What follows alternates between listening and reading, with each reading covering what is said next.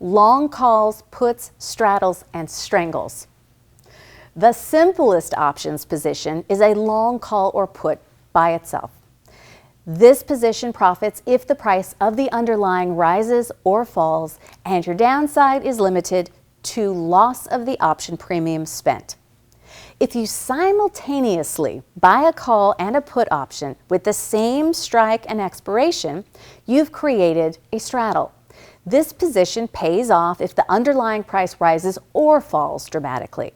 However, if the price remains relatively stable, you lose premium on both the call and the put. You would enter this strategy if you expect a large move in the stock, but are not sure which direction.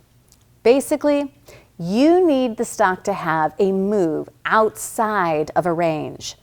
A similar strategy, betting on an outsized move in a security when you expect high volatility, uncertainty, is to buy a call and buy a put with different strikes and at the same expiration, known as a strangle.